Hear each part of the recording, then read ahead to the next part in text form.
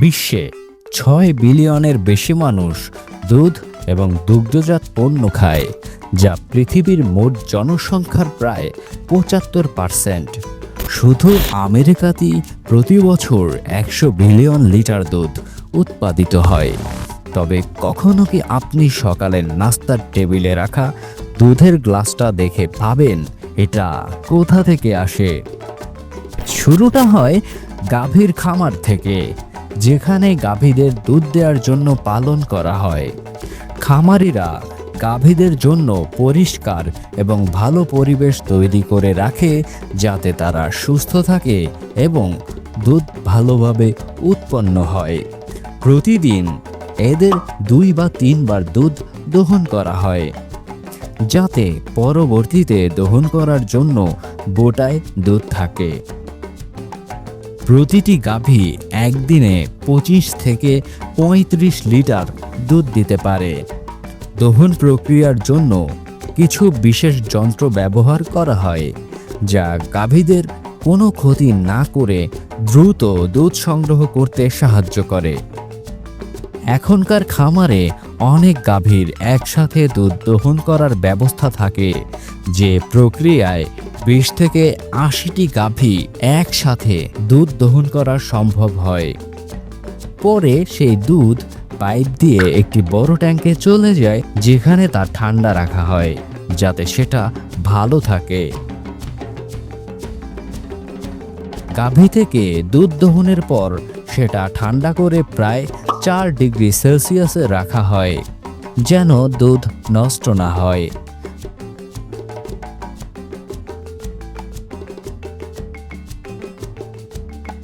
তারপর একটা বড়, ভেতরে ঠান্ডা এমন ট্রাক সেই দুধ খামার থেকে নিয়ে যায় কারখানায়, যেখানে দুধ পরিষ্কার ও প্রক্রিয়ার জন্য প্রস্তুত করা হয়।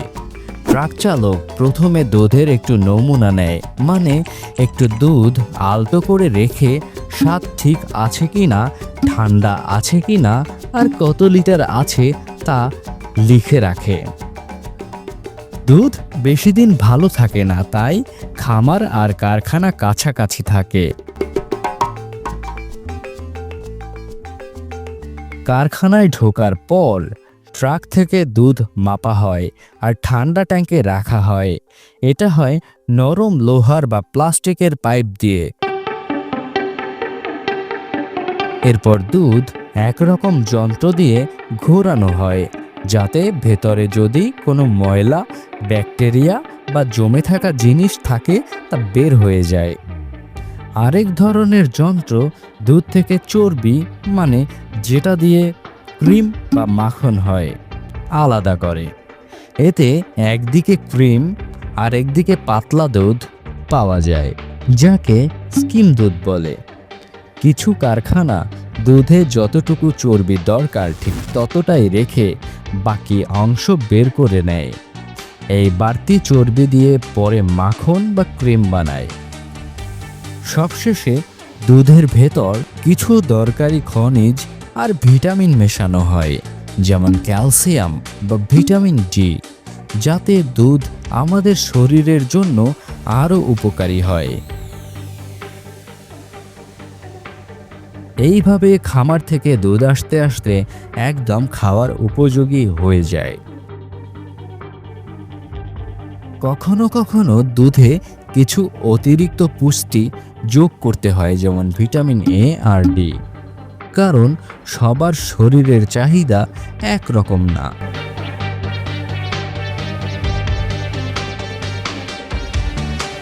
কারো কারো একটু বেশি পুষ্টির দরকার পড়ে।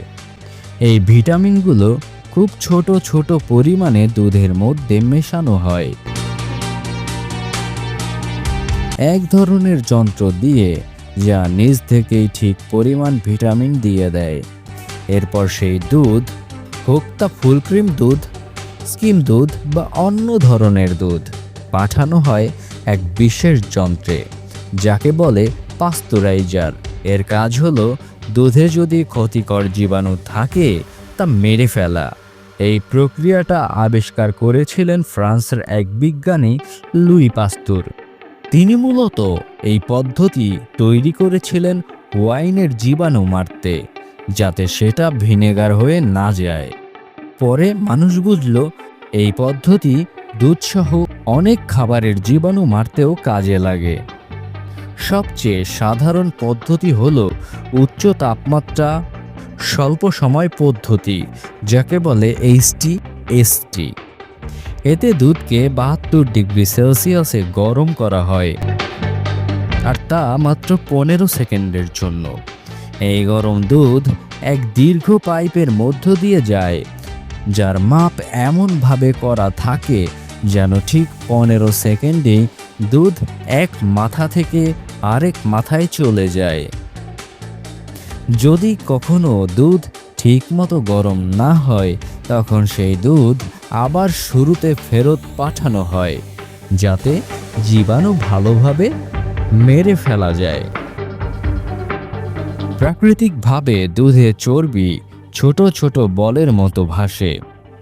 অনেক সময় এই চর্বি এক জায়গায় জমে এবং উপরের দিকে উঠে যায়, যাকে আমরা বলি ক্রিম বা সর। যাতে এটা না হয় তাই দুধকে হোমোজেনাইজ করা হয়, মানে দুধের চর্বি কণা আরও ছোট ছোট করে ফেলা হয়।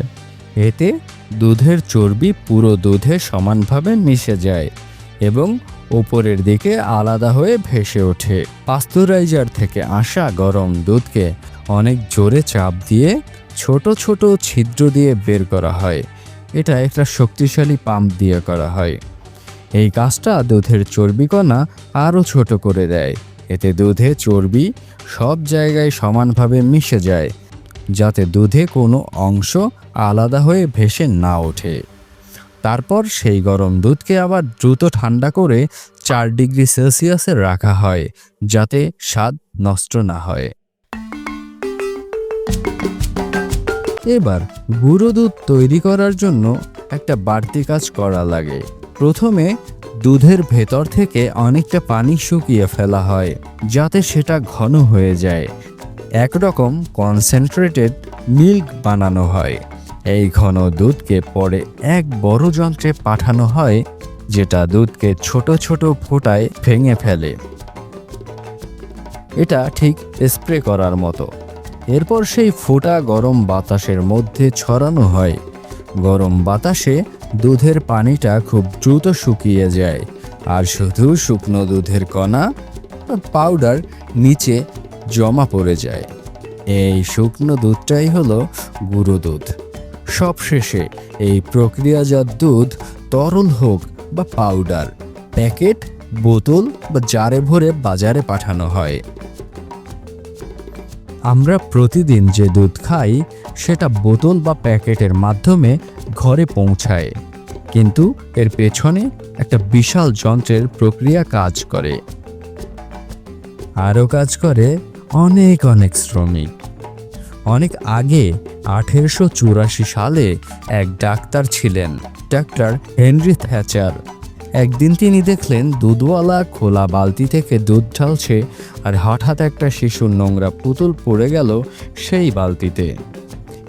সেই দেখে তিনি ভাবলেন, না, এভাবে দুধ চলবে না। সেখান থেকেই তিনি কাচের বোতলে দুধ রাখার ধারণা দিলেন।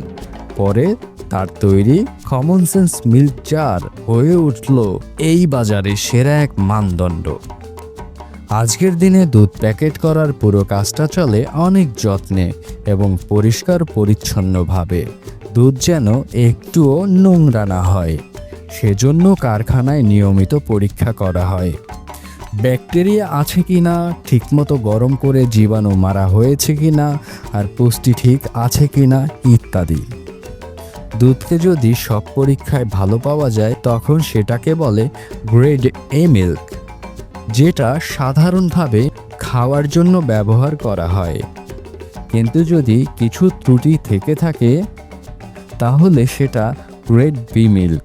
এগুলো চিজ বা বিশেষ খাবারে ব্যবহার করা হয়।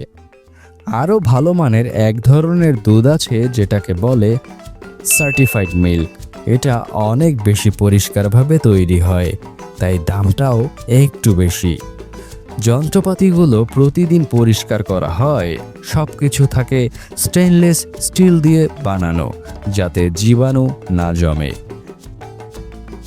এখনকার দুধ কারখানাগুলোতে এমন ব্যবস্থা থাকে যে যন্ত্রগুলো নিজেরাই পরিষ্কার হয়ে যায়। এটাকে বলে ক্লিন ইন প্লেস সিস্টেম। যখন দুধ প্রক্রিয়াকরণ শেষ হয়, তখন সব পাইপ আর যন্ত্র পরিষ্কার করা হয়। এতে বিশেষ এক ধরনের তরল ব্যবহার করা হয়, যা যন্ত্রের ভেতর দিয়ে ঘুরে ঘুরে সব ময়লা ধুয়ে ফেলে। এই কাজটা করা হয় দুধ আসার ফাঁকে। এরপর দুধ প্যাকেট করা হয়। প্যাকেট করার পর দুধ ঠান্ডা রাখার মতো গাড়িতে করে দোকানে পাঠানো হয়, যেন দুধ নষ্ট না হয়। এভাবে দুধ সব সময় ঠান্ডা থাকে এবং ভালো থাকে। যখন দুধ দোকানে পৌঁছে, তখন আমরা সেটা কিনতে পারি। পুরো চর্বিযুক্ত দুধ, চর্বি কম দুধ, চকলেট দুধ, ল্যাকটোজ, বিভিন্ন ধরনের দুধ আমরা দোকান থেকে কিনে থাকি। তো এইভাবে দুধ খামার থেকে প্যাকেটে আর তারপর দোকানে এসে আমাদের বাসায় পৌঁছে যায়। ভিডিওটা কেমন লাগলো জানাতে ভুলবেন না। আর হ্যাঁ, এখানে যদি নতুন হন তবে প্লিজ সাবস্ক্রাইব দ্য চ্যানেল। আল্লাহ হাফেজ।